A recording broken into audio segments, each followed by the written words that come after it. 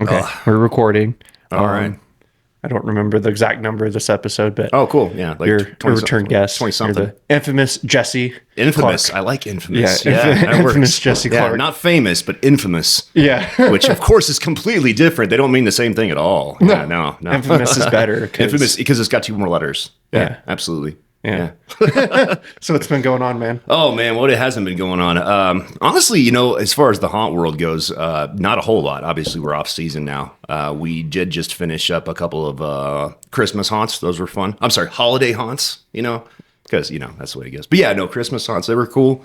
We did a Victorian themed a Christmas Carol version of a Christmas Carol, spooky version of that here at Hellscream, and then we did kind of a Christmas vomited all over everything over at Fair Complex. It was a lot of fun. Really cool shows. Yeah, I had a lot of fun. And they were for charity too, which is even better. So, oh, really? Yeah. I had no idea what charity. What charity? Talking about it. So we have several charities we're donating to. Most of them are like ones that like they don't like the popularity. They don't like that kind of stuff. And so we're just like, okay, cool. We just won't talk about it specifically. Okay, for sure. But yeah, it's public access information if you guys want to check it out. But okay. Yeah. But no, I mean I could talk about a couple of them like.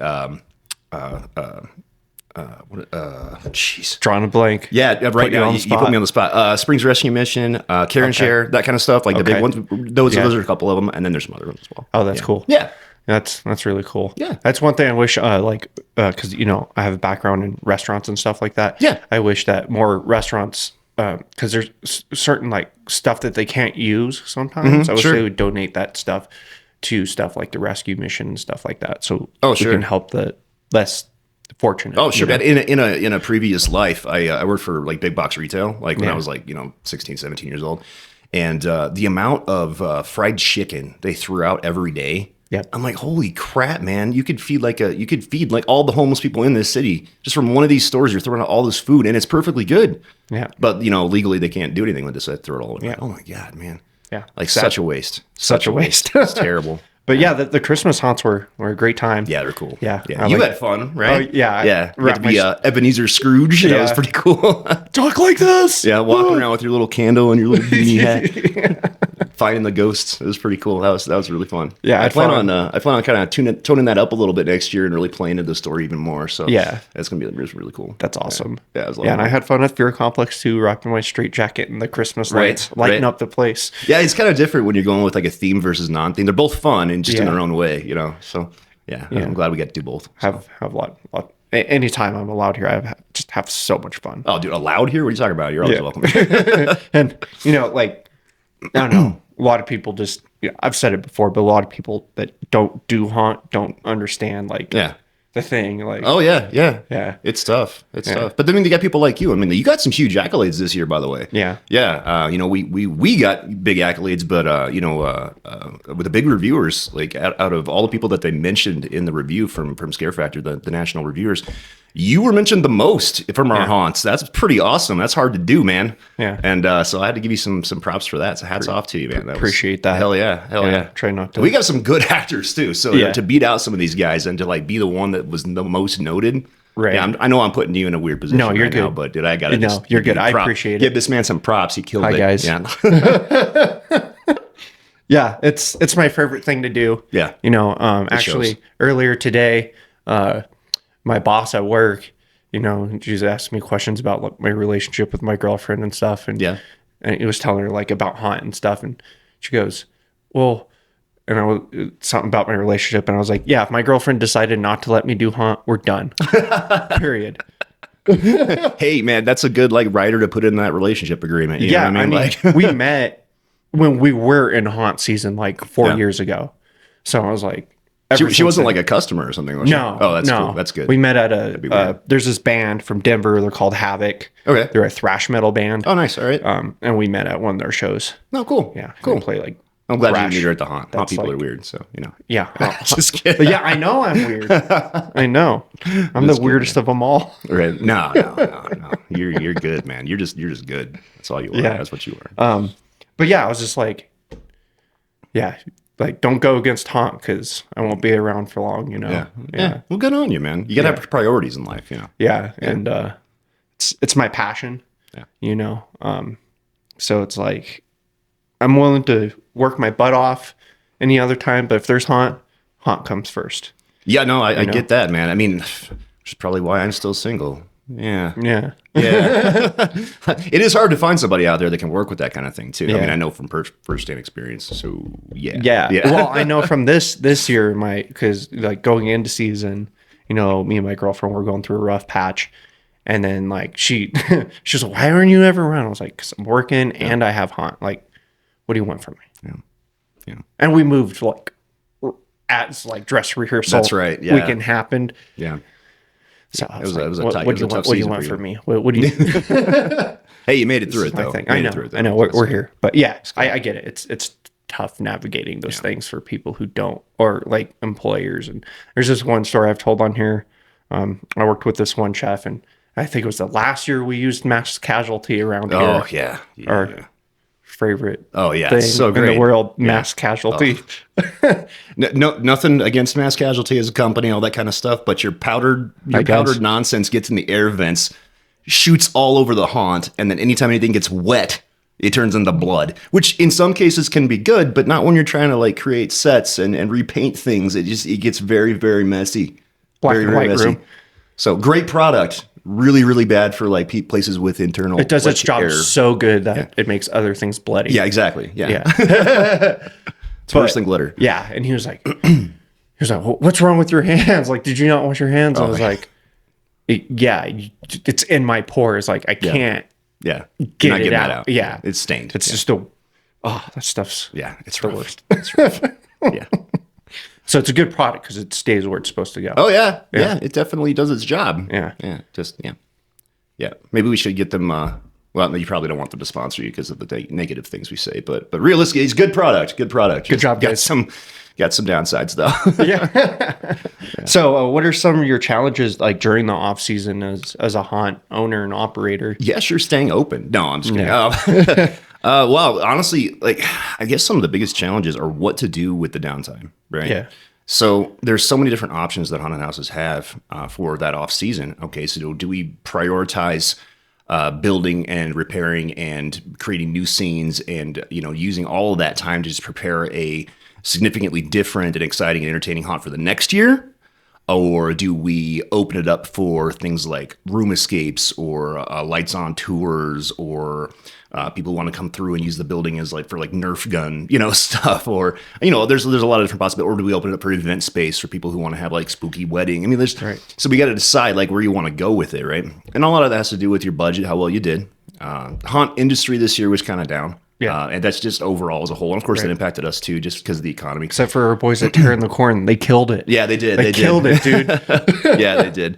But they always kill it, though. They always kill it. They've got a wonderful product up there, a very large, very wonderful product up there, and a huge market base. So it must be nice being in an A market. You rat bastards. No, I love you guys. You guys are awesome. They're awesome. Yeah, they're kind of in a good spot because it's like Denver, Loveland. Yeah. And I'm sure there's plus all the draw for the farm too, and all the other stuff that goes on at Anderson Farms. Like, so, people kind of equate it all as one giant thing, but there's actually a lot of different entities up there, that are all compiled together in one big, what everyone sees as one attraction, when really it's a whole lot of different stuff that's all put together, which is what makes the full experience. Yeah, it just seemed like my girlfriend's family, we did a thing on New Year's Day, where they all got together, and they're from Greeley. Yeah. And, they have kids, and they're like, yeah, we went to the, Anderson Farm and stuff like that. I was like, that's cool. So that thing off to Terror in the corner, it's really cool. Yeah. You should check it out when your kids get old enough. Oh, yeah. Yeah. No, the Anderson Farms is really cool. Terror in the Corn, those guys, I love those guys. I'm glad that, out of the reviews that we got, that, they got first, we got second. I'm cool with that. It's hard to beat a multi-layered, event attraction like that with a mile-long haunted house, So when I look at that, I'm like, oh wow, that's tough. That's tough to beat. But if we get number one and number two, I mean, I couldn't be beaten by better dudes. Yeah. So and they're great friends of ours. Yeah, so. They're great friends of ours. And we did take one from a different reviewer, so they got two. So I'm okay with it. What I mean? I think it depends on what people look for. Yeah, absolutely. You know what I'm saying? Yeah. Because for more people, like children of the corn like stick in people's heads for some reason, and so I would imagine that plays into the fact like farms are kind of creepy to begin with, you know. Yeah. I think it's more about the ambiance. In some cases, yeah. You know what I'm saying? I think that's what, like, Western State, that's what makes that haunt so terrifying, because it's in an actual loony bin, you know what I'm saying? So, I mean, I think that like ambiance plays into. There's actually an old prison that's been open for purchase up in the Denver market for years now. They wanted like, I can't remember what they wanted. Way too much for it. Yeah, because it's Denver. And it's an old rundown like prison out in the middle of nowhere. Yeah. And I always thought, man, that'd be really awesome. Yeah, you know, but that's what I'm saying. Yeah, because, you know, I'm from Canyon City, and back when I was a kid, the prison museum, which was the first prison on this side of the Mississippi, they ran a haunted house in the prison museum. Oh, wow. Yeah. That's cool. And so that's probably why, you know. Spooky. Yeah, because we went all the time. So, and haunted house, like Mind Seizure and all that good jazz that used to be around here in Springs. Yeah. So, I got around to the haunts when I was a kid. Yeah. I had those parents. Yeah. I realized recently that the first haunted house that I went to when I was a kid here in the Springs actually was run by my predecessor here. Oh, okay. Oddly enough, Jack. Yeah. That was really cool. When I found what a that man! out. Some of the stuff he's done is just Some wild. wacky stuff. Yeah. He's been around for a while. He knows his stuff. So he's done some weird things that we definitely couldn't get away with anymore. Yeah, he would say in that God, I forget the name of the building, but there's a building that some of the stuff that's in this building came from that building, and he thinks that old building is like actually haunted with the orb photos and stuff. I put the photos in the podcast. I saw them. For people to check it out. And I was like, this is wild. Yeah. Some wacky stuff. We're on different sides of the coin when it comes to that, though, as far as like the supernatural kind of a thing. He's more of a believer than I am, you know, but he's a great dude. I like to think I'm like a fence sitter. Fence sitter? Okay. You know what I'm saying? I'm not pulled to one side, because I think it's fun.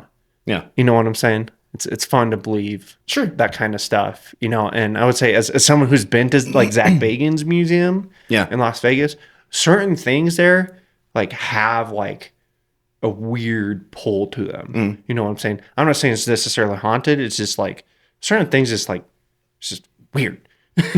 Like one of those things was Bela Lugosi's mirror. Sure. Yeah. I remember that one. Uh-huh. Weird. Yeah. Weird. Did you look in it? Yeah. Yeah. Yeah, they have a private viewing room where cool. like only like if you go by yourself, like you're only allowed in there, or you know your significant others allowed in there. And so like, yeah, weird. Okay, fair enough. Weird. It's funny that you mentioned like that kind of stuff and like ghosts and stuff like that on a podcast, because I was watching recently, and you know Daniel Tosh from like the comedy stuff, like Tosh the comedian. So he's doing a new one now. It's like a podcast. Yeah, I know exactly what you're talking about. Tosh Show, I think is what it's called. Yeah, we're not affiliated with Tosh Show, but you know, hey Daniel Tosh, you want to hit us up? Hit us up. Yeah, I love to have you on. You know, I'm sure. But no. He has this thing. The first question he asks everybody on his show is, "Do you believe in ghosts?" Yeah, and I think it's funny. You know, it kind of works with our thing. So yeah, Daniel, come on our show. I want to ask you that question. Or we can come on your show. Yeah, on your show too. That's fine. Yeah, we want to ask you that question and get. And I think that's probably possible because you know he has like his first episode was like his wife's OBGYN. I know. Yeah, it's so funny. Yeah. See, I'm a huge fan of stand up. So yeah, I've watched Daniel Tosh since I was a kid. Nice. So nice. Just saying, Daniel. Just saying. Just saying. Yeah. Like for New Year's Eve, wink. There's a lot of people out partying. No, we got the Kill Tony New Year's Eve special, dude. And I don't know if you know about Kill Tony or not. Not. Okay, so basically, usually it's in a comedy club. Okay. And what they do is they have a bucket, and if you go to the show or you're a comedian, you can sign up and put your name in the bucket. And it's a live podcast. Like we're sitting right now. It's a live podcast in front of an audience. If your name gets drawn out of the bucket, you get a minute to tell stand up. Then afterwards, you get roasted by professional comedians. Oh, I think I've seen a little bit of that on like feeds on Facebook and stuff like that, like little bits and snippets. Yeah, it's so good. It's so funny. All right. And it's actually like made like some comedians' careers. It's pretty crazy. Cool. Yeah. Cool. But they did it in like a big arena, like the size of the World Arena. Oh God. Yeah. It was chaos. I bet. Because they were like, this person, seat B, section 405. Just getting to them with the microphone must have taken forever. Well, they got to run to the stage. Oh. And so they got to the stage like, right? So funny. Oh, man. So they're a lot of breath like for the first half of their minute. Yeah, it's so funny. But the podcast is a joy. But yeah, haunt stuff, great time. Yeah, haunt stuff. Is this finding what to do? Do you have any cool plans for this off season? Yeah. I mean, due to the the economics situation and the industry being a little bit down, it did put like some brakes on some things that I wanted to do. But yeah, I got a lot of cool ideas. I got a lot of cool ideas and some things I want to do. I spent a lot of time last year making changes and modifications here at Hellscream. One of which I'll talk about in a second. But so I plan on spending a lot of it over at Fear Complex this year to make some new scenes and things like that over there. So, but yeah, over here.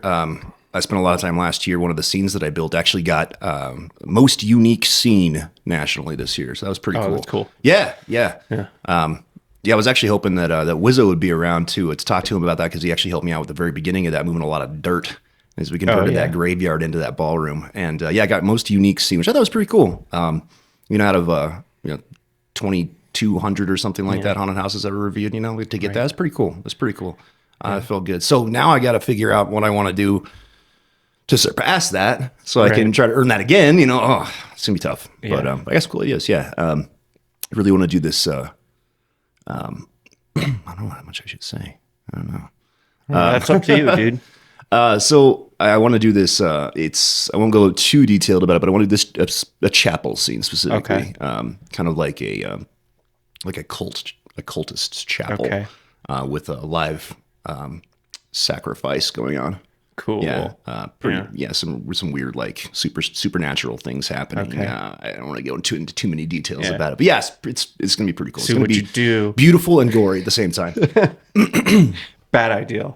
Okay. What you do is you have it a spin on the satanic panic. Sure. And you have the actor dressed up like Anton LaVey. I mean, yeah. Hey, hey, why not get roasted by all the people that come through the haunted house? Yeah. Yeah, that's the downside of living in we do have a conservative market, which for our world, is challenging. Mm-hmm. So we try to stay away from things that are, quote unquote anti-religious or whatnot. So we try to push the boundaries, but not overstep them. So that we make sure we don't piss off our market base. Yeah. But that doesn't mean we don't want to do them. It just means we're being I feel really like nice. So no matter where you're at, though, in this day and age, you're going to piss somebody off. Oh yeah, there's no way around it. Especially what we do. Mm-hmm. I mean, like, in what you do. Yeah. Like, you're going to offend somebody. And I wish more people understood what a haunted house is. Most people look at a haunted house as, well, they really don't know how to categorize it, but realistically, it is theater. It is theater. So, I mean, I propose this question to you. All right. If I went to go see, let's say, The Sound of Music or The Diary of Anne Frank, the fact that they presented Nazis on stage, would you leave that theater feeling offended? No, of course not. Right? It's theater. It's fake. It's false. The Nazis are being presented as the bad guys. Right? It's all good. Theater. It's theater. It's imagination. It's illusion. Right? Haunted houses are theater too. Right. And just like those Nazis that were on stage during those shows, every person in this haunted house is portrayed as the bad guy. Yeah. You're walking into a house of horrors. Everything in here should be offensive, should be bad, should be something that bothers you. Right. And if you leave here saying, "Oh my God, I can't believe they did that. How dare they?" Well, what is wrong with you? Like, that's the whole purpose but also of that it. Might be our goal too. Yeah. Because it's rememberable at least.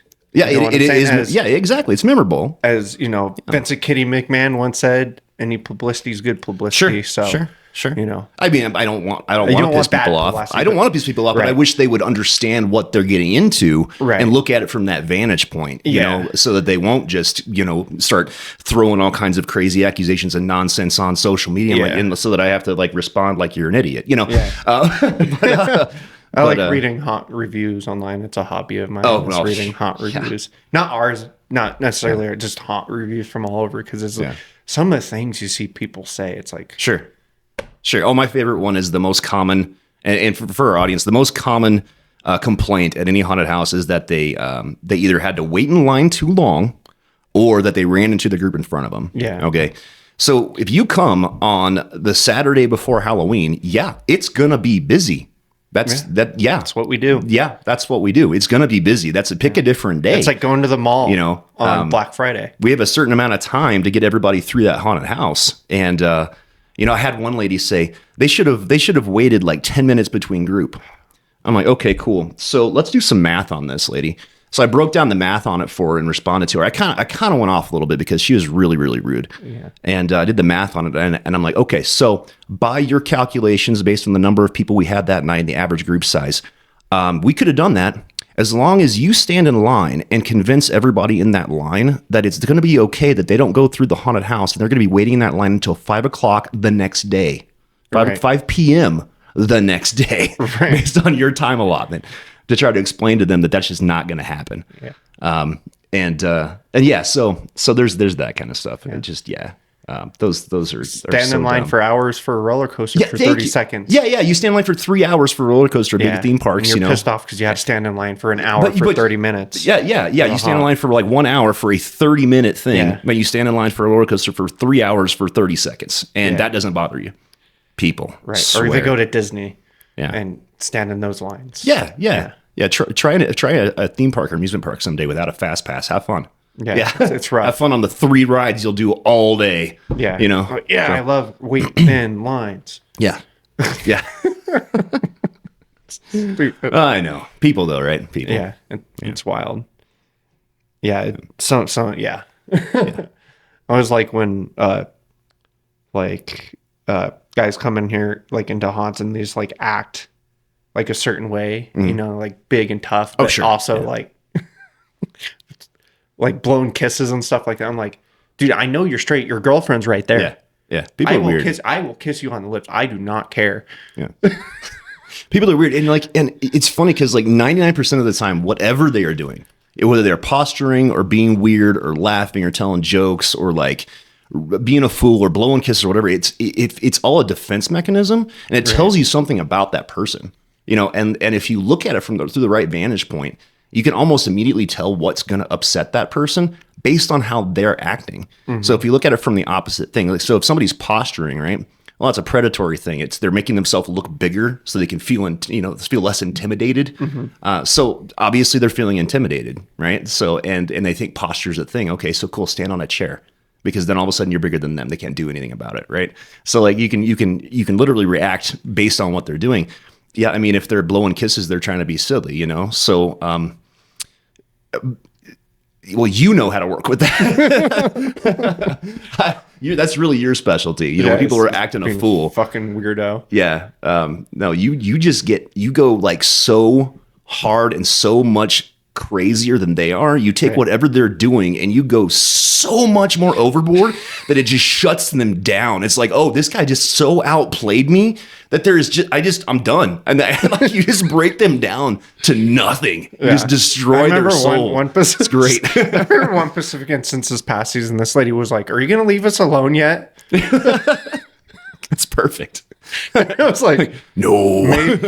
Maybe you shouldn't be fucking idiots. You just literally aggressively pursue and terrorize people that are acting a fool. I love it. Like, you do not back down. You give no shits. It's like, what are you gonna do? Yeah, you just give no shits, and I love that about you. Some, like some of our newer actors, they they get like so upset because they feel like they got outplayed by a customer or they didn't know what to do or whatever. And I'm like, all you got to do is watch Chris for 30 seconds. That's all you got to do. He's going to show you exactly what to do. Just act like he acts. You're going to be fine. Yeah, it's fine. So. Yeah, and also I think, in our day and age is, like, not to, come at anyone or anything. I think part of also, being a haunt actor, sometimes you just have to have thick skin. Oh, yeah. Yeah. It's because sometimes, people, their, anxiety's all the way up here. Mm-hmm. Their adrenaline's up here. Oh, yeah. So it's like sometimes, you just have to have thick skin. Shit happens. Yeah. You know what I'm saying? Yeah. So, as far as what I feel like I would do, I wouldn't want to put a person that's in a position that's sensitive in what I do. Sometimes it gets pretty brutal, and I'm okay with that. Like, there's nothing anyone can say to me that I'm when you're in character, you're somebody completely different. You're just even in my normal life, I'm like, I don't care. I'll never talk to you again. I don't give a shit. Yeah. Yeah. Some people's their feel bads get hurt real easy though. Yeah. And that's what I'm saying. It's like even in character, we deal with that. you know, as a runner. Sometimes I'm like, hey, what's going on? I can see, you know, you're out of character. What happened? You know, why aren't you as active? Yeah. And that's what I kind of try to teach them. It's that, you know, when you're in character, you know, you're not you anymore. Yeah. You know, whatever issues you have, whatever troubles you have, the way you react to things, don't you're somebody else right now. You don't have to deal with that. You know, if somebody upsets you, you're not you. React like this creature would react. You know, it's okay to lose your cool a little bit as long as you don't hurt anybody. You know, like you know, we're here to be scary and be aggressive. So sometimes I feel like for that like 4 or 5 hours, I'm like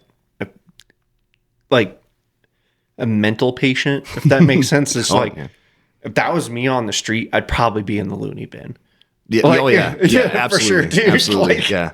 There's no way you wouldn't be arrested. Like, get this dude in a padded room now. Oh, we're building one of those, by the way. Oh, cool. Yeah. Over at Fear Complex. It's gonna be over there though. That's Sorry, cool. but yeah, no, that's cool. But yeah, it's gonna be a lot of fun. You can make it like old and like stain looking. Oh yeah. It's gonna be nasty. Make it look like there's like a corpse stain. Yeah, corpse stains, pee, whatever. Yeah, that's gonna be gross. Throw up. Oh yeah, it's gonna be nasty. Nasty. But it's gonna be completely padded so they can run around, bounce off stuff, and that's hilarious. Maybe even have a like a weight pulley system so they can run around the walls and stuff. It's gonna be wacky. So. Oh, that's cool. Yeah. Pulley system, huh? Yeah, something like that. Yeah, I'm working on it. Yeah, at least like a sliding rack so they can run around the walls and things like that. It's pretty cool. That's pretty cool. Yeah. You're gonna have to have someone athletic to do that. Yeah. You got to run around all night. Yeah, we got to get somebody that definitely has some energy level. You know, not everybody's Chris. So, well, I mean, try. Yeah. So what would you say is like when tryouts come along? How do you slot people into certain roles that you think? Sure. So yeah, actually, we just touched on like the more active roles. Like if they have to interact with something or a prop or a fixture or feature or something like that, they have to have the physical ability to manipulate it. So if it's size restrictive, they have to be a certain size. That's really the only time we typecast somebody is based on if they fit a prop or something like that. But otherwise, it's really based on their abilities. So if somebody's really, really active, I hate to put them in like a pop-out table or something like that because that's just a detriment to them and to the customers who can experience more from them. And they'll feel restricted. They won't have fun. People who are new, maybe a little bit mousy, maybe really just come across as not very active, want to scare but really don't know what to do. But we'll put them in a more basic spot like that. Where they can, get comfortable first before, kind of exploring their creativity. And then as far as leaders, like I look for people who aren't in it for themselves. And that's really hard to come by. Some of your best, most active actors are not good leaders. Some of your best, most active actors are there because they want to get the scares. They want to be the show. They want to be seen and be loud and be bold. And there's a place for those folks. But their personalities aren't caring and compassionate toward others. And when you're, a leader, you have to be able to take care of your fellow haunters. And so I look for characteristics of people that, they actually do give a shit about others. They're willing to, sacrifice a little bit of their prestige to help other people out and to be there for people. So there's some of the characteristics and things that I look for during that. I look for people who are loud versus quiet. I look for people who are have a, something that fits a particular scene in some way or some kind of nuance, or perhaps they have a job in the real world. Like, for instance, they're a cook. Okay, cool. Do you want to be in a scene where you're a cook? Or do you not want to be in a scene? Because some people are like, yes, I do, because I want to like let all that out, And there's some people that, no, I want nothing to do with food because I do that in my normal life. So I work with people to find that. Yeah. One of our, I think it was the actor that was in here. When I met them, I was like throwing all these culinary terms. Oh, I remember. Them. Yeah. And they're like, what is this guy talking about? I was like, you should throw like some French words at these people as they walk in. Je ne sais quoi. Yeah. Chocolat mousse. Sous vide. Like, I'm going to sous vide your brains, Déjà vu. Yeah. And these people are like, what does that mean? Yeah. That's good. No, that's good. Yeah. Yeah. All those little details, people might not recognize them right at first, but they'll stick with them later. Yeah. So it's good. Yeah. I've thrown some culinary terms at people, even my regular character. Yeah. What? Trying Turn you into a souffle. Yeah. That's good. You're gonna make it excellent beef bouillon. Yeah. Beefy. Stupid. Anyway, I have so much fun. It's good. What was your favorite thing about this last season? I don't know. Just throwing it back at you. Seems like to be on the other side of the table. Yeah. I'd say my favorite thing about this last season is, I felt like that, number one, our new staff that came in was like, since I've acted here, has been the best. We had some like, rock stars last year. Oh yeah. Killed it, dude. Yeah. Like the twins, they killed it. So good. So good. Not actually twins. Yeah. But yeah. Like so good. Killed it. Right, killed it. Just there's quite a few I won't even tell you, so I hope you guys, if you haven't come to Hellscream, if you have come to Hellscream this last season, you'll know what we're talking about. If you haven't, you got to come see it, because holy crap.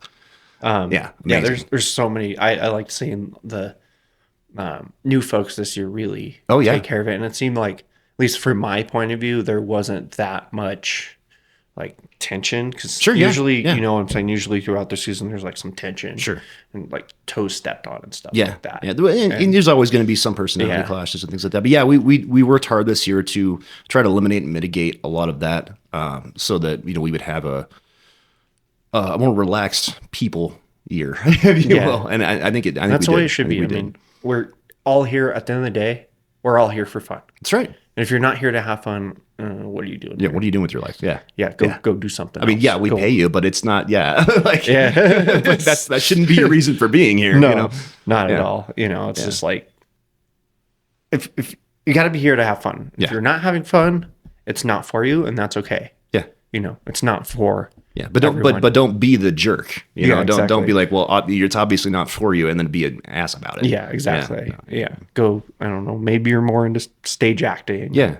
Maybe more into cosplay. Maybe you like this stuff, but it's not like really your thing. Well, okay, that's fine. Right. Just don't make it rough for everybody else. Yeah. Exactly. Yeah, I agree. Just go with the flow, man. Yeah. Just have fun. Yeah. Hang out. Yeah. Be flexible. Things change. Yeah. Yeah. I agree. Get to know some of the people, because our people are awesome. Yeah. I will say, you actually asked me like, what I look for in people. I would say, like, above all flexibility. Yeah. Ability to like change on the dime and just be like, let's do it. Yeah. And not freak out about it. Not be like, well, I did this type of makeup because I thought I was going to be doing this. But no, don't just do it. Just have fun with it. Just have fun. Try something new. Enjoy it. It's all the same. Just have a blast. Yeah. Don't be so stuck in your mind that you can't expand and explore and be creative. Because things change. Yeah, that's right. Things change. Yeah. That's part of the fun. That's right. Yeah. I touch base on that. It's like, go with, be able to go with what some customer said, if they're, trying to say something about, oh, you're a witch, run with it. Cool. Run with it. Yeah. Absolutely. You know what I'm saying? I'm like, I'm not a witch or whatever. Just run with it, because I feel like it gives that like kind of interaction that people are looking for. And I think people look for that kind of interaction. You know what I'm saying? If you're able to run and like just kind of improv with somebody, I think it could make their whole experience. Yeah. You know what I'm saying? Just like maybe that 10-second interaction you have with them. Yeah. I mean, you can look at everything that somebody else comes at you with as either something to be defensive of or an opportunity. Yeah. You know what I mean? And if you look at everything that a customer could say, whether they're being positive or negative, as an opportunity to rebound, to come back, then I mean, that's where you want to be. Yeah. If you look at it as like, oh, somebody said something negative about me, I'm going to shut down. Like, no, somebody said something negative about you, like have something in your back pocket to come right back at them with. And something that's, practice and time, and just getting comfortable. But I mean, just be ready for anything. I was kind of imagine like, comedy roasts, not like the Comedy Central roast, like roast battle. Basically, they get two comedians and they go at it. They say the meanest shit to each other, and they laugh and they have a good time, and then they hug afterwards. Yeah, because it's not personal. It's not personal. Like it's just they're doing their job. You know what I mean? Yeah. That's the way I feel about Haunt. Yeah. Why am I care? It's not personal. I'm just trying to have fun. Yeah. Laugh about it. Yeah. It's fine. I think that's a great way of looking at it. Yeah. It's like roast battle. Yeah. I think it's a great way of looking at it. Yeah. And just as long as you always win the roast. As long as you always win. And sometimes you don't, but that's okay. You just got to roll with it. It's fine. There's been times where, someone got something over on me, and that's perfectly fine, because you know what? I don't believe that, but okay, I'll go with it. Yeah, you know what I'm saying? Like, that's fine with Well, me. yeah, and realistically, another thing too, like, okay, so let's say that somebody does kind of get the upper hand on you in a conversation. Cool. Well, guess what? There's another group 30 seconds behind That's them. right. Forget about it. Move on. That's right. Yeah. It's not even there anymore. It's gone. Their people Yeah. are gone. Yeah. So Exactly. yeah, You move never on. see these people again in your life. That's right. Yeah. Unless If everybody you can just take a run more into lighthearted approach to it than like that, I think Yeah. they could be more so better for everyone. And I think we did a lot of that last year. I think it was a lot better. Yeah. It was really, really good. I feel like Yeah. we had a great time. Yeah, really great people. The twins, Carrie was really fun. A lot of energy with Carrie's her. great. Yeah. I mean, there were just so many, just so many really strong people. The girls in the ballroom had a blast. Yeah. Lauren. Lauren, oh man, Killer.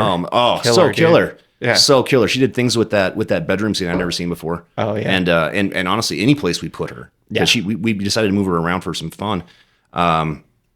Misty. Misty upstairs. We moved her to a few different. Yeah, just so much energy. Yeah. And just willingness to try anything and just succeed at all of it. Yeah. And I would Just say so the powerful. common thing, like, between all of them, they weren't afraid to ask about doing something new. Yeah. know? Speaking of asking, Gage downstairs. Yeah, I love the kid. He asks so many questions because he just wants to be on his game all the time. Yeah. And some people, I think look at him asking so many questions as like an annoyance. I didn't think about it that way at all. Yeah. I'm like, oh, this guy really wants to be better and to do the best he can do. Right. You know.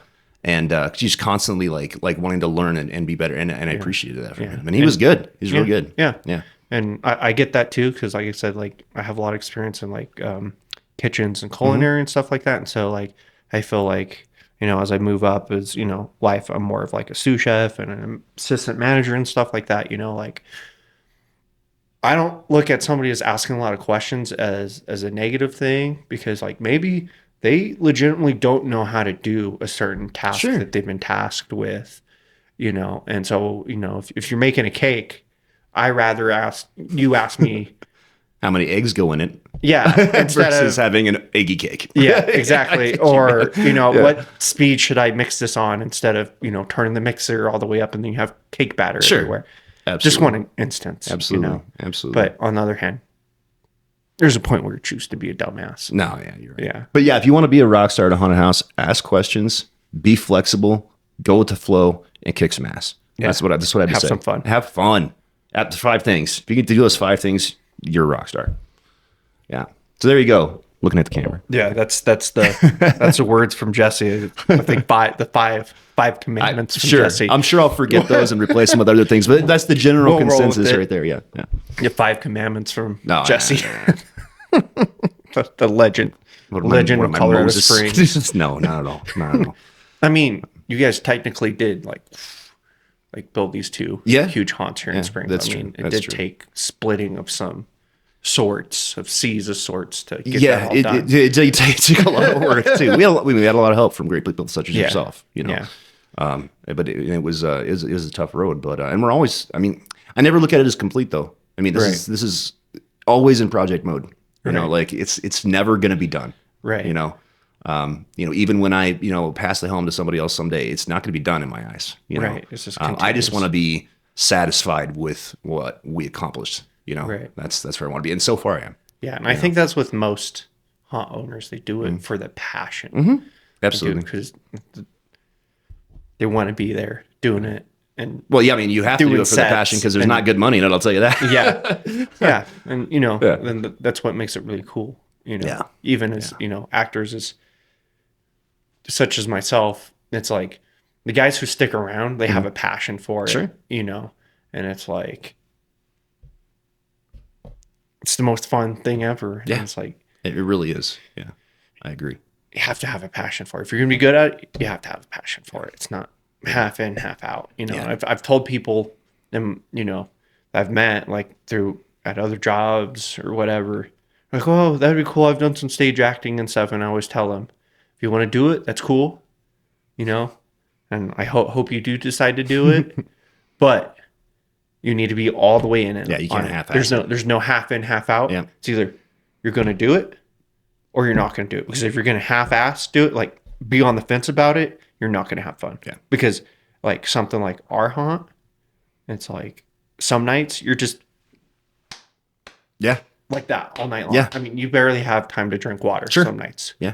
It's And pretty so intense. if you're not like about it, you're going to be like that, you know, Sunday we're open after the busiest night of the week or the busiest nights of the year. You're not going to show up that Sunday. Yeah. But you know, that's bad. That's really bad. Those are the funnest nights. Yeah. That's what I always tell people. That's when you have the extra time to be creative and have fun and, you know, just do and be a little bit more weird than normal, you know, on those nights where it's not back to back to back. And then I always tell people that I meet, I'm like, hey, if you want to come to the haunt, cool.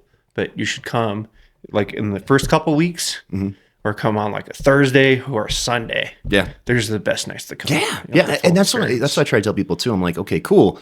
Everybody wants to come on Halloween weekend, and I get it. I mean, I understand that, you know, and you know, it's the excitement, it's the season, all that. But if you want like the best show and the best experience, yeah, come before that. Come on a weekday or not a Friday or Saturday. You know, when it's busier, but come when it's a little bit less, because you'll have a better actor. You know, the actors will be in better spirits because they'll be less tired. They'll be more energized. You'll get some more creative and weird stuff because they have a little bit more time to explore and be creative. You're less likely to run into other people. The lines are shorter. Like, it's just an all around better experience. Yeah. You know, and I don't understand why people haven't figured that out yet. We put it on our website, so we talk about it in person. Right. You know, we tell everybody about that, and still, you know, we get hammered. Like 3 times as many people as every other night, you know, like on those nights. I like those. Those are my favorite nights. I know they're your favorite nights. They stress me out a little bit. Yeah, I'm sure as an owner, they're stressful. It's hard to keep track of everything. Yeah. I mean, I will say that, like, when it's really busy, you actually get less problem guests. Yeah, because it's herd mentality. Yeah, as what we found is that so when other guests actually do see other guests in the building, they're less likely to misbehave because they're being watched by more eyes. Right. And so that's kind of nice. Yeah, and I feel like I think there's some truth to that. Yeah. You know, it's like, you know, they're gonna be well behaved because, you know what, they might have came with, you know, not only their girlfriend, but they might have came with their girlfriend's friend and their boyfriend and maybe their friends. And so, you know, they're trying to work out the social dynamic. Yeah. Instead of being a dick. Yeah. Instead of being a dick. Yeah. Yeah. But it's okay. Yeah. People are being a dick, send them my way. That's right. Send them to Chris. Chris will handle it. Chris will handle them. Oh, yeah. I learned a lot from you this year. Oh, did you? I really did. Yeah. I studied you. That. I don't know if you know that I studied. I think I told you I was doing that. Yeah. I was studying you. You read a book now. Yeah, no. I got in character a lot this last season so that I could study you, and a couple of others that were doing some different things. But you're specific on dealing with the worst guests, you know, and how your approach is to them, so that I could teach and train a little bit of your presence and the way you target your folks. So I learned a few things from you. Yeah, I think if you just like own it, you know, I don't think your size necessarily matters or what gender you are. I think it's just a matter of owning it, right? If you walk into a room, like it's like a professional wrestler, for instance, right? If they're a good professional wrestler, when they walk to the ring, they own it. They own their character. They own their kayfabe, meaning that, I'm the bad guy. I hope you all hate me. Yeah. Good. Boo me. Yeah. You know what I'm saying? Or being like, cheer me because I'm going to beat the bad guy's ass tonight. I'm going to hit him in the head with a chair. Yeah. One thing I noticed about you actually that I wouldn't necessarily recommend, especially for like newer folks, you never, ever back down. Yeah. Like physically, you never back away. Now, for newer people, I wouldn't recommend that because you don't want to keep your distance, especially if you're not good at reading people. Yeah. But Chris, you never back down, man. Like somebody like postures towards you or gets big, you just get bigger and step forward. Yeah. And that is scary as shit, but it works. Like for you, it works. Yeah. Well, and the way I look at it is like, okay, what are you going to do? Hit me? Yeah. Well, you don't care. I know that you don't care. But and also though, like this last season, I think the only person who actually hit me was a lady, and I just caught her off guard. Yeah, I was really surprised by that because after watching, I'm like, wow, why doesn't this guy not get hit? And then I started watching it, and it's just because of the actions that you took and the aggressive postures that you took. I mean, you were ready to bounce out if you had to. Yeah, but there's been a few. No one re-stepped. You know, not. I think I maybe had one instance this last season, but the season before there was one that sticks out to me up in the operating theater. This dude, like, I was carrying around an arm or something, and he tried taking my arm away. I just grabbed onto the arm harder, and I was like, bro, you're going to want to back the hell down because I've got backup behind me. Like, Not only that, like I know where I'm at. You know Yeah. what I'm saying? I have presence. Yes, I'm going crazy and I'm out of my mind, but I have presence of where my body's at and what your body's doing, right? Uh, if I see someone that, you know, is doing this, obviously I'm not going to get close to them. Sure. But if I do get close to them in character, I'm like, hey, put your hands in your pockets. You're like, what? Yeah. Yeah. Put your hands in your pockets. What? You know, Yeah. put your hands in your pockets. Or kind of a lot of times because I'm so aggressive about You it. are, Like, yeah. like, okay, go ahead. Put my hands in my pockets. Yeah. Just keep walking. And I know for our viewers right now, Chris seems like a nice guy. You know, fairly gentle dude. You know, just nice, like charismatic kind of guy. But when he's in character, this dude is vicious. He is aggressive. He's relentless. It's completely different person. I think it's probably just 'cause you're letting it out. Yeah. You know. Yeah. But yeah, just I can function like a normal person because of Yeah, even in years past of like past characters I've played, like it's like the purge for your brain. Yeah, it just gets it's it like- all it's out. like- so and then you- after that, I'm just like calm and I like to joke around all the time. Yeah. Be silly. yeah, Yeah. It's just if for me, it's a matter of like knowing where my body's at and someone else's bodies and reading what they're doing. Right. Sure. Because if someone's like legitimately scared, like if they're posturing up a lot of times and they're like doing this, it's either they're really scared or they're just trying to act tough. sure. But which one is it? Yeah, exactly. And then, of course, there's ways to read that, but yeah, Yeah. body posture is something that's amazingly important to pay attention to. And I think that you do it though without actively thinking about it. You know what I mean? Like you're so used to what you're doing that it comes naturally to you. Yeah. You know, your brain recognizes it without even having to actively think about it. Yeah. You know, and I think that's something that's just that you've developed over a long time of doing it. Right. This is why I don't recommend this to Yeah, like 'cause newer it takes people. time It to takes time for recognize. your brain to Yeah. kick in and do that. By the way, folks, this past year was like I think my 13th or 14th year Yeah, haunted yeah, house. so- my first year haunted house acting was in 2009. Yeah. So Yeah. 14. Yeah. To be 14. That. Yeah. Be 14. Yeah. Yeah. Yeah. Been a minute. Been doing it longer than me. So yeah, that's awesome, man. fun. That's awesome. So yeah, it's just I mean I don't know. I just try to be like aware at all times of especially having the radio that helps. So I know if someone's a problem, then you know I It's know like how a to deal security with it. blanket. Yeah. Yeah.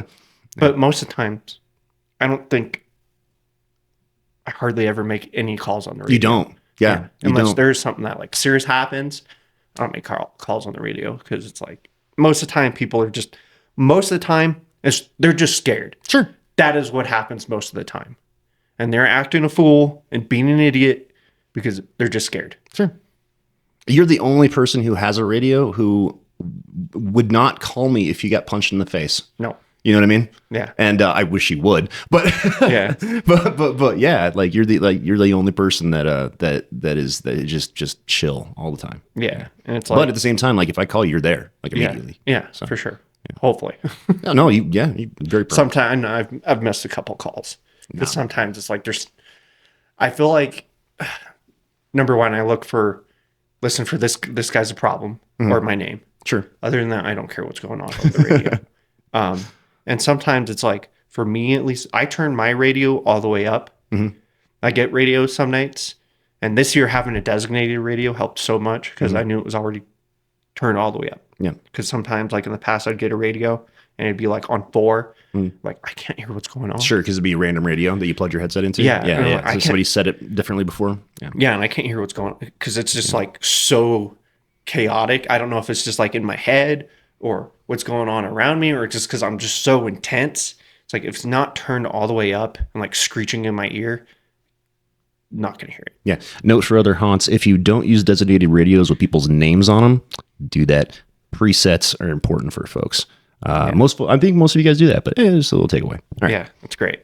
Yeah. So, yeah, I have lots of fun doing it. And I appreciate every opportunity that is given to me.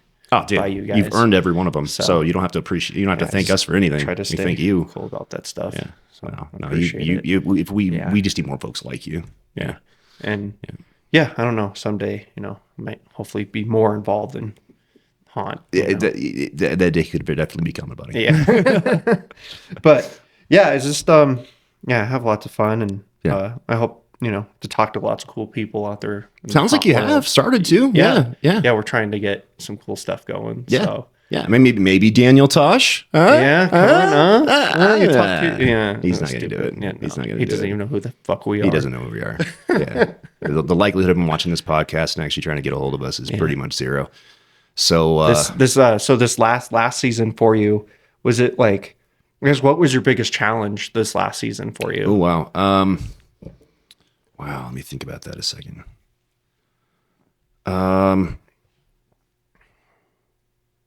We had some, it was weird. So like not at this haunt, but at our other haunt, we had some weird slippage over there. And by slippage, I mean actors and people. So over here, we generally have about, as an industry, the haunt industry has about 20% people slippage every year. So basically, you want to overstaff by about 20% because you know you're going to lose about 20% by the end of the season. And that's just the way it goes because people don't know how tough this can be, right? Or things change in their life. They have to move away. They get a new job, whatever the case may be. Things happen. So, and not necessarily anything against the haunt. It just happens. Over here, I think we ended up with like 10% slippage. So we were way ahead of the curve over here. But over there, yeah, it hit hard this year, and we're trying to inspect why. Mm-hmm. I think it's a combination of some personality conflicts. It wasn't quite as chill as it was over here, and I'm looking into that a little bit.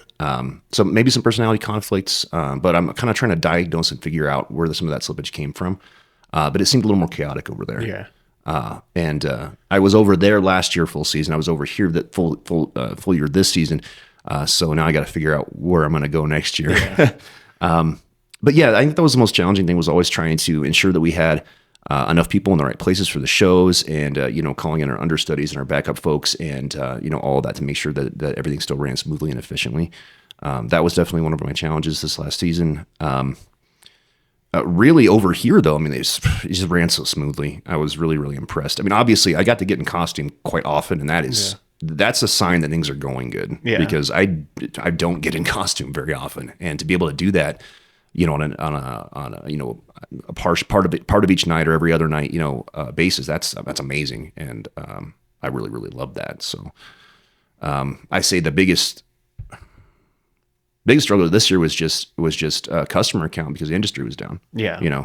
Bottom line issues, that kind of thing. Yeah, and it was a fantastic show, though. I mean, this is one of the best years, the best shows. If people didn't come out this year, they missed out. It was so good. Yeah. So good. And we even got some, other folks from other podcasts that came through, and that was really cool. Yeah. Well, it was a cool guy. Listened to that. I haven't heard that one yet. Yeah. No. I'm trying to catch up on the podcast. He's a cool dude. Yeah. I really enjoyed that episode. Very cool. I'll watch that one tonight. Then, because he like does he composes the music for like the background noises we use. Oh, cool. Yeah. And I thought that was the coolest thing ever. Like, nice. And he has a background in like actual music, and it was just really cool to talk, like have a chance to talk to somebody that's like doesn't necessarily do what we do, but it's part of the industry in some way. Yeah. Yeah, it's a part of the industry, and they just love it. And that was really cool. And he's on this other podcast called The Big Scary Show. Nice. They've been a horror podcast for a good while now. Like they've been around. I'll check that out. So yeah, it's cool. And I think he does it with 2 other people.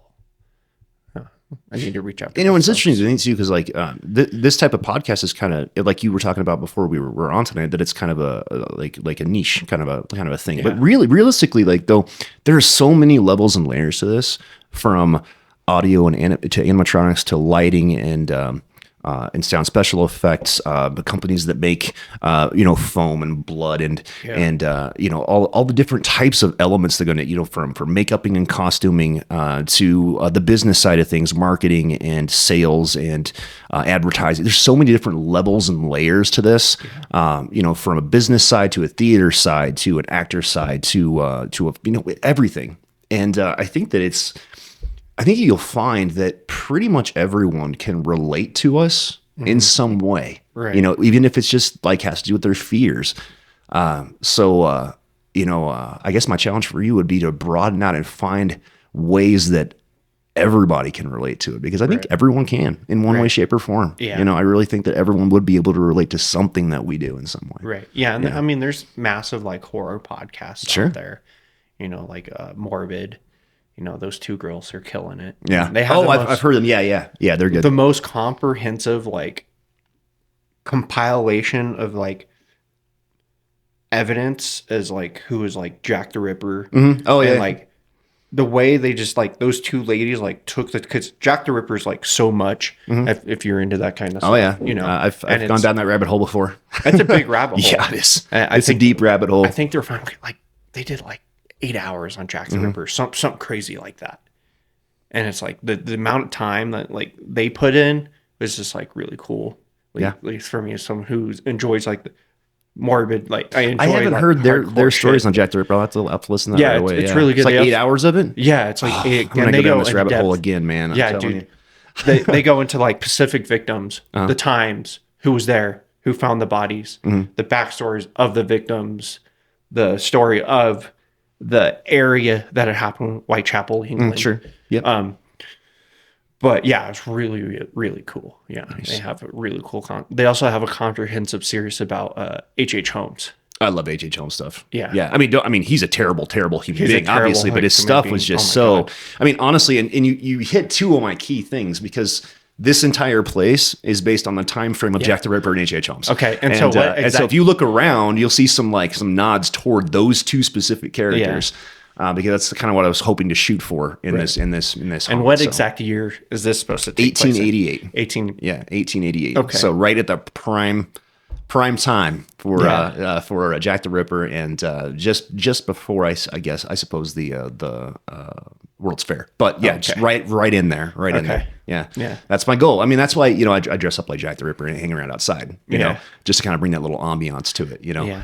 Don't necessarily say who I am or whatever. I'm just kind of walking around with my little bag, and it's a lot of fun. Yeah, they have a really good comprehensive series on both of them. And you're like, wow. And then they did one on the history of lobotomies. I think you were telling me about that before. And I was like, dude, I was like at work, like flipping eggs.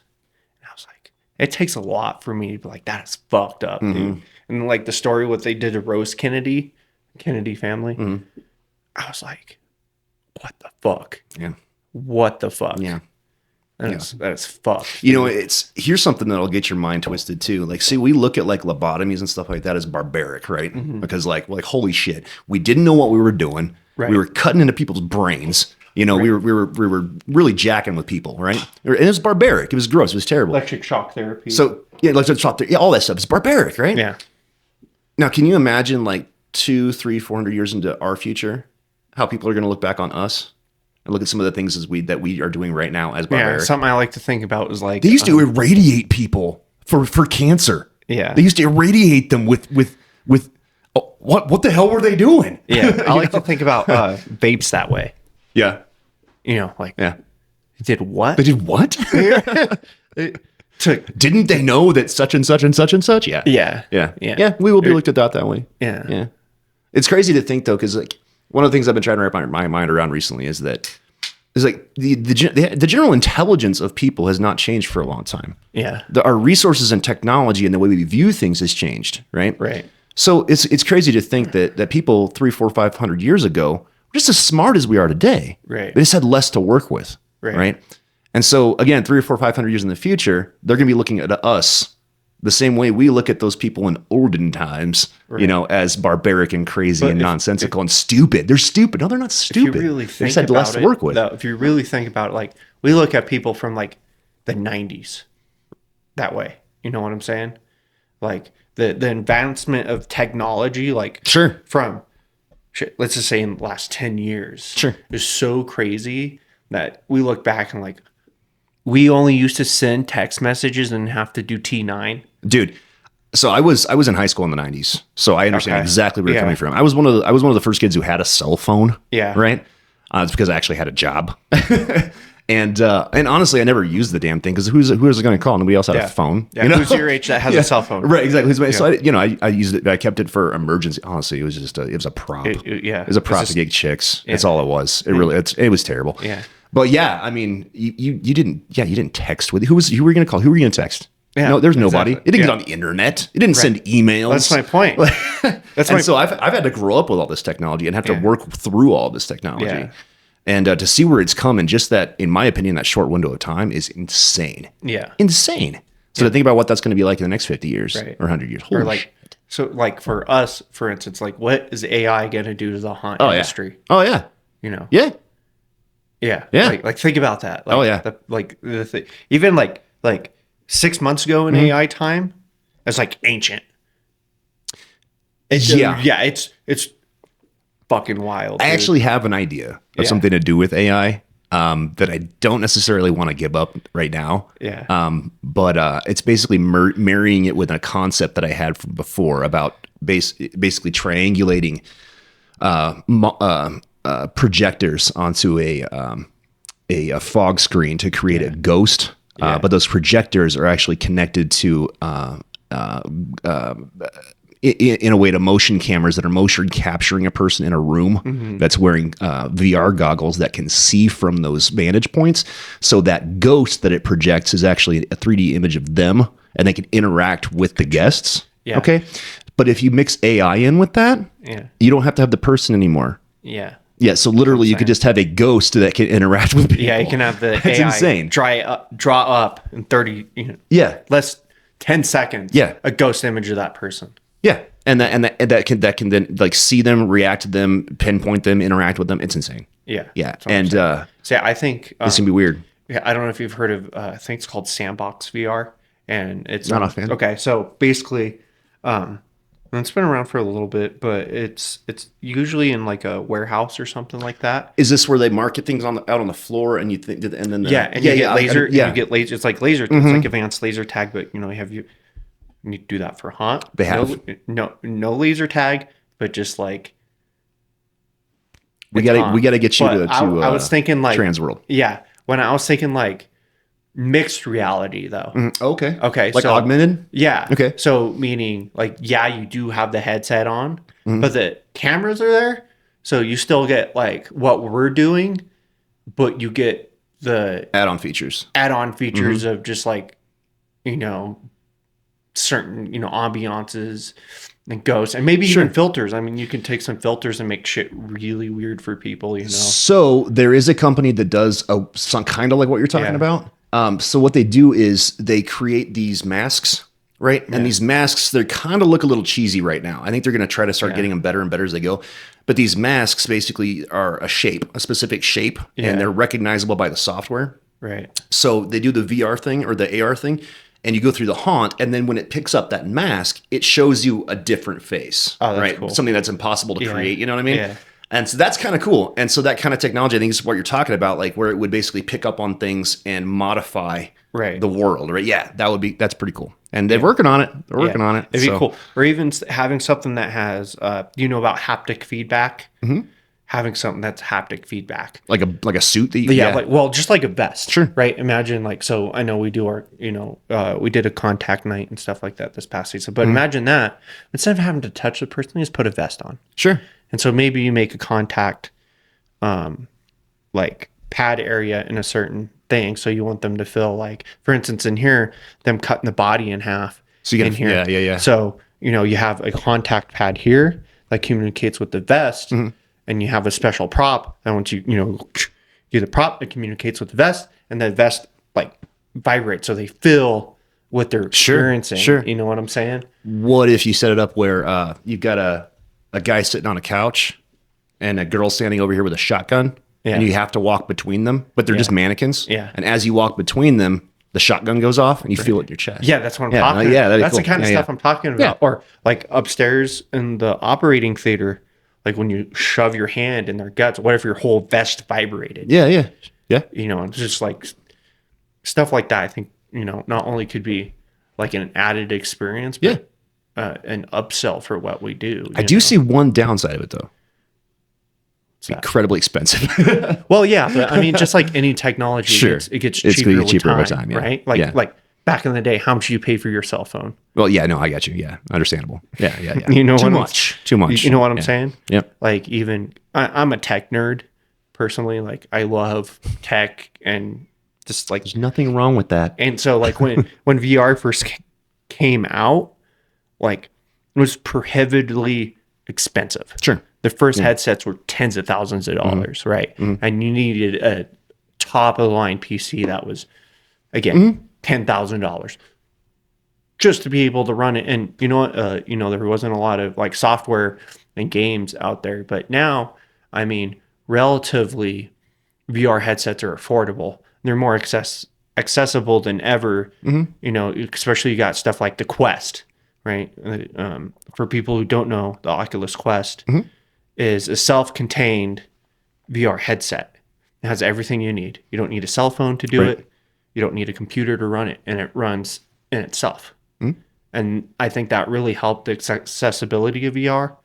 There's still the like cutting edge of VR where it's like simulation. Like there's a lot of companies that focus on, racing simulation or whatever. Sure. Flight sims, things like that. Flight sims. I mean, I'm sure militaries around the world are using VR to train. Oh, they are. Yeah. Absolutely. Before putting them into the cockpits. But if they even do, drones. It's like, I don't know. I just think a VR like experience like that's got like full immersion. Sure. You know what I'm saying? So meaning, full immersion and that you feel things as you come through would be such a unique experience because not everybody wants the experience of like 17th Door, for instance. Not everyone wants to be touched. Sure. But if they can be touched and not be touched at the same time. Exactly. Yeah. And I think more people would be comfortable with like, hey, you want to like a crazy experience? Here, put this vest on. Yeah. Put this headset on. Walk through our haunt. Yeah. I mean, you can do some weird stuff with that kind of thing. Like, so the VR, we have a VR like ride, if you will, at one of ours. Some of the things that I like about that is that it actually has a scent sprayer that sprays certain smells, and then it also has a mister, so it gets you wet, also things like that. Right. So I think if you combine all that kind of stuff together to really give them as many sensual experiences as they can have, Yeah, I'm down. Let's do it. Yeah. It'd be cool as hell, dude. Yeah. Don't worry, I'm not gonna treat you like Wiz. I'm not gonna be like, no. It doesn't have to do anything with fire, so you're fine. Yeah, and I just think that's like so. I don't know. I know there's like VR haunts out there. When we talked to Hauntaholics, they were talking about a haunt a VR haunt the guy set up like in his garage, which is really cool. But I think on a commercial level, like something we do, like it'd be next level. I think it would be evolutionary of like you're able to work out, all the systems to work that out. It'd be such an, maybe not our market's maybe not the market for that. You know what I'm saying? You'd probably want a big market because I feel like it could be like a niche experience. Sure. You know what I'm saying? Yeah. And I got to get you to Transworld, man, so you can see what VR haunts they have and like how they operate them. Similar to what you're talking about with those guns, like you were talking about, how they have it kind of mapped out on the floor. And they got, the headsets and they're programmed and all that kind of stuff. Instead of having the things, you just walk a path and things happen, right? They are really cool. They probably got better since I'd been there. As far as like the haptic feedback kind of stuff, they don't have any of that, at least that I know of. I think the downside of it is the number of people you can put through. Yeah. You know what I mean? Yeah. And with the amount of equipment you have, that kind of stuff. But like you said, it's cheaper. It's possible. Yeah. Well, and the way I look at it is like you could charge a premium for something like that. Sure. It's a full experience, right? And so that might not be like your everyday go-to at the haunt. You know what I'm saying? That might not be full season, but maybe that might be a Thursday night thing. Sure. Yeah. I don't know. Do it out in the parking lot when it's not snowing. Yeah. You know what I'm saying? Like, yeah. Because I feel like there'd be some people that would want that full experience. And so I would say a lot of the gamers really like it too. Yeah. Well, I think more and more, VR and augmented reality comes into our day to day even more and more. More than you think about it, right? Yeah. Like now you go to King Soup. Let's just like use King Soupers for instance. Okay, most of the coupons you don't clip coupons out of a newspaper anymore. That's true. Yeah. You have to pull up the app. And take a photo of it, right? Well, imagine, and there are some technologies out there that. If your glasses, for instance, could pick that up, you don't even have to pull your phone out. Like that technology is coming, and so I think that like a way for the haunt, like future haunt, could play on that. Sure. Integrating with people's technology that they already have for sure is huge. We started doing that a little bit with our augmented reality tours, where like you shoot zombies and stuff at the other haunt. They're using their own people's own phones, and they bring them in, and they're with our software that they download an app, and then they use their phones, and they go through, and their phones pick up on these images and pictures that we have, and like zombies pop up, and they shoot them and stuff like that. But yeah, I agree. Finding ways to use people's own devices and things like that, they're the things that they already have with them, even better. Yeah, you know what I'm saying? Because everyone has a phone. Sure. So why not? If I can just make their phone feel like a gunshot to the heart, then we're good. Yeah, exactly. Or, you can go even more hardcore in the other direction, and you can use, what is it called? It's like yoni bags or yoner bags. So what they are, there's a lot of comedy clubs that use them. And I know the comedy club in Comedy Works Denver uses it. So basically it's a bag, right? When you go there, when you go into the showroom to see a comedian, you have to put your phone in the bag. You keep your phone on you, and the bag locks, and only the staff can unlock the bag. The reason being is because they want people to be immersed. Sure. They want them to be engaged in what's going on. Yeah. They want to make sure that they're immersed. They're not going to be and so, I mean, that's something like haunts could maybe think about, Yeah, with the number of people who, after being told 700 times not to put their damn phones away before they even come in the building. Yeah. With the number of people who lose their phones and break their phones, it's almost like a public service at that point to do that for them. Yeah. You know what I'm saying? Because at the end of the day, we're about immersion, right? Sure. And, let's say you do come on a busy night and someone pulls out their phone in front of you. You might not know that person. It screws it up for you. And they might ruin the experience for you. Yeah. Again, people, it's theater. Yeah. Would you keep your phone on in a theater? Yes. The thing tells you not to. Don't do it. Some people do. This is the reason if I go see a movie, I go see it like in the middle of the day or late at night or when another big movie releases, because like I hate sitting there and people are addicted. It's ridiculous. Anyway. Yeah. Different rant. But fair enough. Bags, like to be able to isolate someone's like phone or something like that. And so they're not distracted by their phone. They don't have that in their mind that I could just pull my phone out and I'm safe because I have a flashlight. Sure. You know what I'm saying? They don't shine their eyes either. Cool thing about, what Zach Bagans did is when you get there, they have like a security guard and stuff like that. And you can't bring a backpack in and stuff, but they store all that stuff for you. So they have like a security guard that's dedicated to, hey, if you don't have a backpack, that's cool. You can use this bag, put your cell phone, put your keys, put anything that's in there that might distract you during this experience. And what that allows is the customer to be fully immersed in that experience. Just like we're doing now, right? We're sitting here and have a conversation undistracted from anything else. And I'm sorry, my phone just hanging. No, you're kidding. I'm just kidding.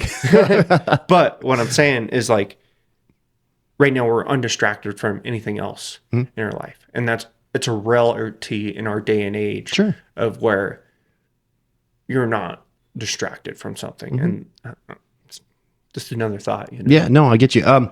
From a haunt standpoint, we've tried the locker system before and stuff like that. It's a tough world. We want to be able to afford people that opportunity. However, there's a certain liability that you run into when you're holding people's items for them. Yeah. Who's responsible for their care? If something goes wrong with it, is the haunt responsible for your items? Stuff like that. So there's some things you have to look at and some hurdles you have to make. But yeah, ideally, people just wouldn't bring it in. And then more realistically, it would be nice to have a place for that. As far as like ticketing goes and stuff like that, because I know like I've been to a few like motorsports events and stuff like that. So when you buy a ticket to go see motorsports, a lot of times on the back of the ticket it says, with you purchasing this ticket, you take, full risk of being an audience member of this event. If you are injured, we're not liable. Ours do that too. Yeah. So like, does that cover you in something like that? It would, if we took possession of their items, I think that would probably be a little bit outside that bubble. We'd have to rewrite that a bit. Okay. To have that kind of thing. But realistically, the way that the legal system works and lawyers work, I mean, people can try to sue you even if they've signed an ironclad agreement saying that they can't, so for sure. You never know. It's just, And the cool thing about the bags, I think people can keep the bags with them. I don't think they're very big. Yeah, they're like little Faraday cages things. Yeah. They have like a metal mesh inside of them so that they can't ring, they can't get signal there. Yeah. It's cool. And I think that would be cool. I think I know what you're talking about with those. Yeah. Pretty cool. Yeah, but my concern would be that people will try to steal the bags. Let's have a security guard. Just punch them in the face. Yeah. Have someone like me that just doesn't care. This is when you really get punched in the face. Yeah. You know what I'm saying? Like, have someone that knows what they're, maybe have a law enforcement background or something like that. Sure. That just like, or I guess we could chip them. Huh? I guess we could chip them so we just GPS the bag and know where it is. Right. Exactly. There you go. If they could do it with little scooter things that run around town all day long, they can do it with that too, right? Yeah. Yeah. I mean, it's not that expensive to chip RFID chips stuff. I mean, chips are in things you don't even realize chips are in things. That's true. You know what I'm saying? Weird stuff. Like, I honestly can't wait for the day when you go to like a Walmart or something and there's no checkout anymore. Yeah. It's just an arch and you just walk your shopping cart through there and it just scans all the little RFID chips that are in all the packages. Yeah. You know, and then you just like put your thumb on it or whatever and it just comes out of your account. So I know Amazon's like, blip, blip. Done. Again, I'm a tech nerd. Amazon's already working on that. I know that. I think there's not one here in the United States. I think there's one in Europe. Yeah. Where if you put it in the cart, it scans it automatically. As it goes in the cart? As in the cart. Cool. And like if you take it out of the cart, takes it off. You don't pay for it. Even better. And then it charges you when you walk out. Nice. And I mean, that's the future because I know, lately here, as far as like Amazon and stuff like that. What happens though when the cart gets all heapy though? Like when it, you know what I'm, yeah, but you know what I'm talking about? Those people that buy like so much stuff, it's just a giant heap of. For instance, when's the last time you went to the grocery store and bought a heaping cart of shit? I haven't bought it. I'm not too often. And I feel like the average person. There's like a line on it that says, do not pass this line or something. Yeah, okay. You know what I'm saying? But I feel like the average person doesn't do that. It's true. You know? I'm always the guy that plays devil's advocate with everything. Yeah, so, but I'm just playing it's a great idea. Devil's advocate right back. That's fair. It's like. Do not stack above this line. Yeah. Yeah. And of course, you have staff there. That like, hey, and check it out. Yeah. But as I was still a need for human people. That's good. Yeah. Walmart and King Supers and stuff, they're starting to get rid of self checkout again. Oh, are they? Yeah. Going back to people again? Yeah, because of theft. Yeah, sure. Yeah. Because they're losing so much money. Yeah. And it's like, well, what do you think was going to happen? Yeah, when you have one person watching 12. Yeah. Yeah. You know what I'm saying? Happen. Yeah. So, but with that, it's like it's hard to cheat the system. I'm sure there's people that is going to cheat the system because they're always going to find ways to like tear them out of the packages and stuff like that. But or like find a way to like to descan them around. But my point being is like, it's just so integrated. You know what I'm saying? Like as soon as you put it in your cart, and it's like if it's used through your phone, I mean, I'm sure they can track technology these days. If you have a watch on, for instance, you have like a smartwatch, I'm sure they can track. Oh, you picked up this package, and it was in the proximity to your smartwatch. Sure. You know what I'm saying? Yeah. And just doing it because if you leave it on a shelf somewhere, let's say you go 10 feet away from it, it doesn't charge you for it. Oh man, I just thought about like that'd be really cool. As a person who used to work retail. Yeah. So you can't find this thing that's supposed to be on the shelf that your system says you have. If they have a little tags in them, you know where it is. It's over in the baby department. Some idiot left it over there. I go get it. Yeah. That's what I'm saying. That's great. And again, I think also that's, part of AI and stuff like that. Yeah, sure. You can do so much cool. Technology is an amazing thing. It's crazy. Yeah. And I think that like a cutting edge like haunt that's like on the cutting edge of technology would be just like such a cool thing. I think that would be an attraction for, I think people from all around the nation would come see. I'll talk to the guys, see what we can do. You know what I'm saying? Yeah. Because like, for instance, like something that's like super extreme, like 17th Door.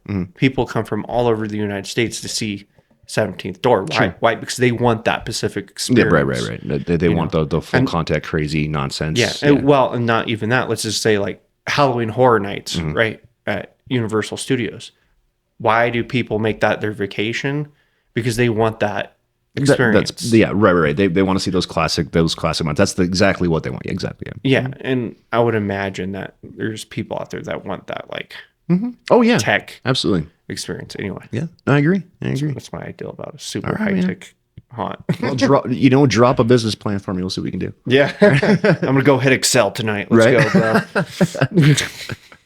Line up the monsters. Let's go. Yeah. What are you drinking there, by the way? Oh, you want to plug some beer? Yeah, it's Storybook Brewing. Storybook Brewing. But not affiliated with us, by the way. But if you want to be a sponsor, but the bartenders are great there. They're actually talking to me. I was there before I came here. Oh, fantastic! I got off early. Fantastic. You should sponsor us, and Daniel Tosh should come on our show too. So yeah. Anyway, they make awesome beer.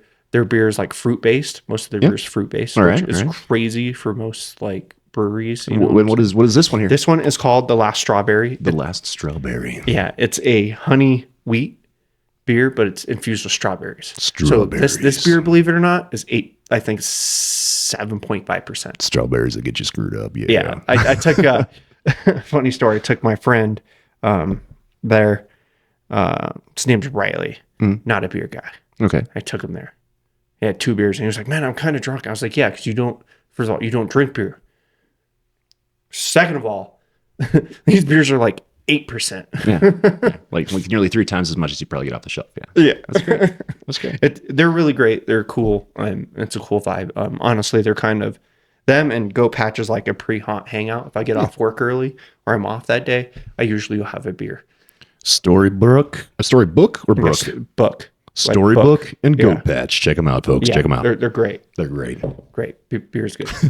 I like to take the edge off a little bit. Yeah. And I've told the story on here before, but there's one time there's certain people that used to be here who are real stoners, and someone brought a 1,000 milligram candy bar to split between some of us people that they were cool. Yeah.